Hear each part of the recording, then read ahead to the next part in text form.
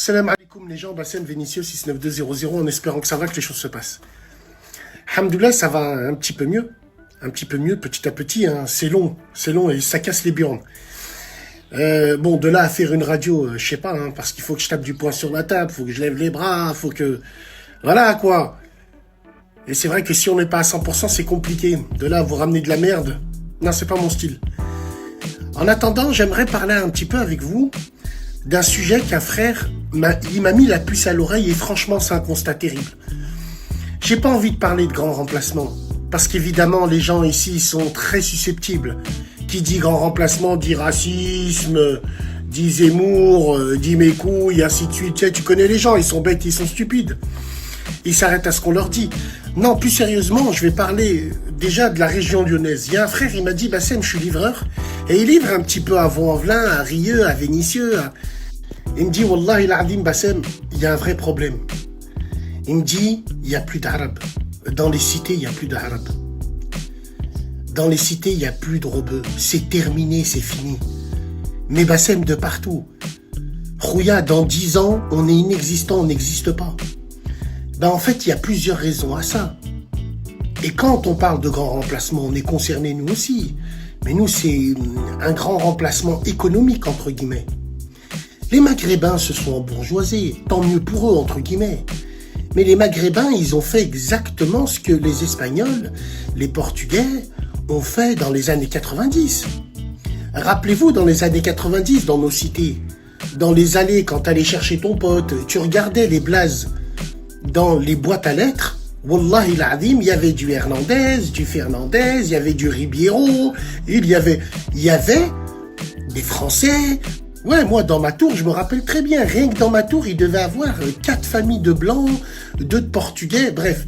Ce qui s'est passé, c'est que ces gens-là, entre guillemets, ils ont pu avoir des postes au travail où ils ont pu progresser financièrement, économiquement, ils ont déménagé. Après, historiquement poussé aussi par la vague de Valéry Giscard d'Estaing qui voulait quitter les grands ensembles, donner l'accès à la propriété aux Français entre guillemets, Français moyens, ce qu'on appelle aujourd'hui. Mais nous, les Maghrébins, c'est ce qui nous arrive. Et ça va être pire de plus en plus. Ça va être pire parce qu'on s'est embourgeoisé, on a quitté les cités. Et surtout, le Maghrébin ne fait plus d'enfants.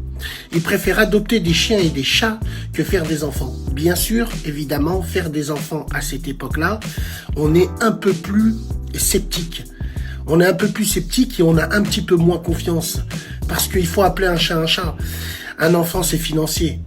Et les gens ont ça dans la tête. Les gens, c'est devenu des égoïstes. Ils se disent, pourquoi je vais galérer avec un enfant? S'ils peuvent le louer en location comme des voitures, le fêter d'une soirée ou d'une photo snap, ils le feront. Mais les Maghrébins n'ont plus cette mentalité-là, on fait plus d'enfants. C'est pour ça que numériquement, les autres communautés nous remplacent tout simplement. C'est par le nombre, c'est par les enfants, on fait plus d'enfants. Il y a des communautés où ils font 4, 5 enfants par famille. C'est normal qu'à force, eh ben nous, on est inexistants et ça n'existe plus. Et aujourd'hui, c'est plus dans la mentalité des Maghrébins, entre guillemets. Quand tu t'embourgeoises, tu penses pas aux enfants, aux valeurs, à la famille ou au travail. Non, tu penses à ton bien personnel, à ton confort personnel. Donc voilà, et ça va être de pire en pire. Et je vous l'ai dit, le jour où des gens seront plus nombreux que nous, ils vont nous pisser dessus. Tu vois, ils vont se venger, ils vont nous faire payer, entre guillemets, ce qu'on n'a pas fait. Hein. Mais vu qu'il y a la jalousie qui est ancrée en eux, Wallah il adim, ils vont nous le faire payer. Moi, je le dis depuis des années.